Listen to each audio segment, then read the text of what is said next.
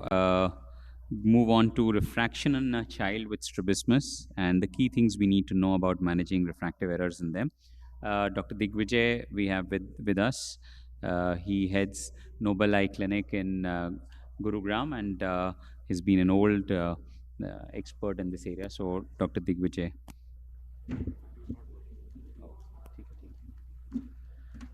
Thank you, Professor Rohit, for having me as a part of your IC. And I'll basically be covering the basic tips of refracting a child with strabismus or refracting a child in general as well. And I think if it is not displaying yet.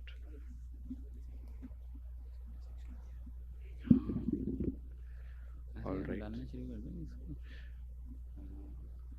Okay. Right. Thank you. So, well, when we talk about refraction, we're basically looking at different forms of refraction. For children, the gold standard is retinoscopy, continues to be retinoscopy, but there are other forms such as photorefractors or autorefractors that have basically come in. The predominant tips in children is that you have to be, of course, for point number one is you have to be patient. You have to give the child time for refraction. Cycloplegia is very, very important, and we'll come to each of these points as we go along. And the child has to be, in cases of strabismus specifically, the child has to be looking straight or orthotropic at the time when you're refracting, because if you're refracting an eye which is looking elsewhere, you're not going to get accurate values. So as I said, retinoscopy is the gold standard. It is to be done in a dimly lit room with the child. You can be in the parent's lap to make the child comfortable. You're going to use the child should be looking at a far distance object. So in your clinics, if you can set up some cartoons or animations or something that the child is looking at the far distance, and you can be doing retinoscopy one by one. This is the gold standard, but of course it is dependent on the skill of the person who's doing the refraction, and therefore that's important. So it's a skill that over time I'm realizing that we are losing out, particularly in the optometrists that we're doing, and something that we have to very often do on our own. But this is something that we should all know. This can also be done in a child who's not very cooperative, and it is this choice in a child when you're doing an examination under anesthesia for a smaller child. Again, you have to make sure that the eye is orthotropic at that time. The other options of refraction is the photorefractor. So this one that I'm using here, and I use this very often, is the plus optics. And you can see this is basically looking at photorefraction based on the reflex, on the pupillary reflex. And you have a person who's facing into this, and on the camera you'll get two lines which are also, if you can see on the side, if they turn green, then that means a binocular refraction is happening successfully. The advantage of this, as you see, is one, that it's happening at a distance from the patient. So for smaller children also, they're cooperative, they're not scared to come close to a machine. But this cannot be, so far I've seen in terms of the values, this cannot be the way on which you can give the refraction. So you still have to do a retinoscopy to actually prescribe the refraction.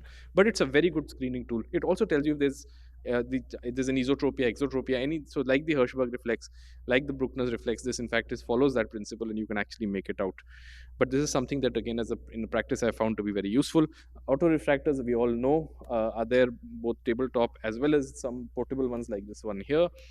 They have their issues with children, with very young children. It's difficult for them to sit. But and also, if there's a restriction in mobility of the eye, then also autorefractors are not very accurate, and they do cause an accommodation effect to be there. So obviously a full cycloplegia has to be there before you're able to take up the child on this. A lot of times you'll get pseudomyopias, even if you've given some basic cycloplegic drops, if the full cycloplegic effect has not come in.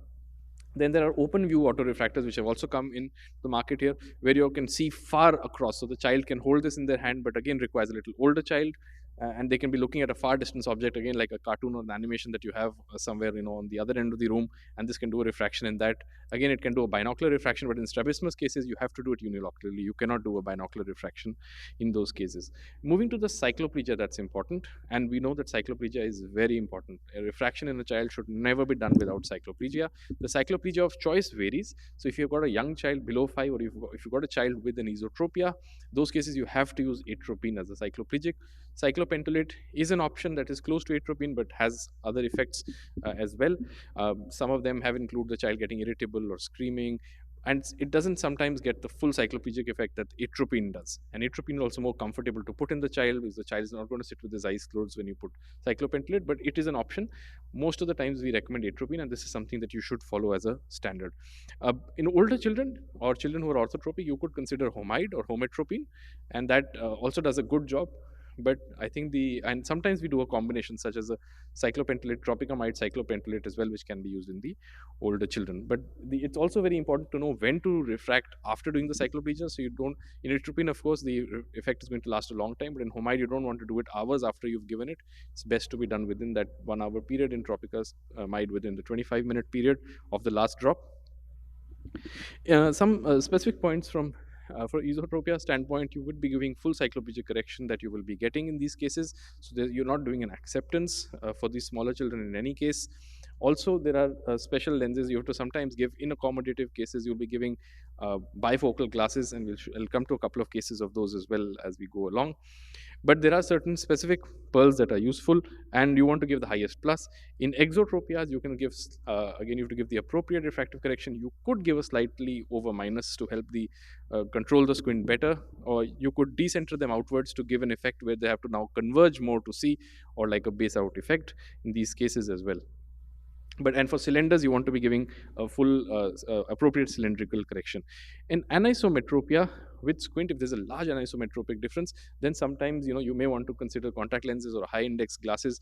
Do the refraction independently, and because you also have to do occlusion therapy, that way you can use a higher power glass as well. But again, it has to be individualized in those cases. Prism glasses are available, which can correct small squints or residual squints after surgeries, over or under corrections after surgeries. They could have the prism inbuilt into the glass. You could use a Fresnel prism on top of the glass, such as in these cases that you are seeing here. So let's come to a few cases very quickly. This is a accommodative esotropia, small child given full cycloplegic correction. You can see how the esotropia has corrected. In exotropias like this intermittent exotropia, just by giving optical correction, sometimes you get very good control and you have to do nothing beyond that. So optical correction, appropriate optical correction is very important.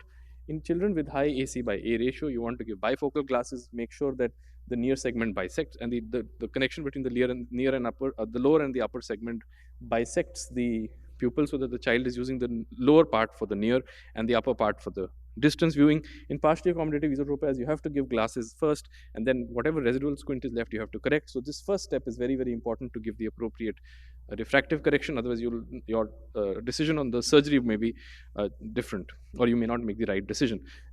Prism glasses, I'll show one case. This was a patient who had a large angle exotropia as a young child. I had operated slight overcorrection and a consecutive esotropia, but this got corrected with prism glasses, a small prism glass. So again, the prism glasses do come handy.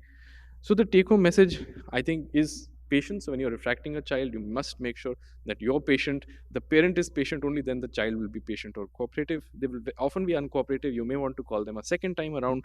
Always do a full cycloplegic correction. Plan the correction according to the kind of squint that you're getting. And also, you have to, one thing more important here, in fact, is that I missed out, is that you have to also teach the parents how to take care of the glasses. They need to clean the glasses regularly. The child also has to be, slightly older children can actually be trained to do it themselves.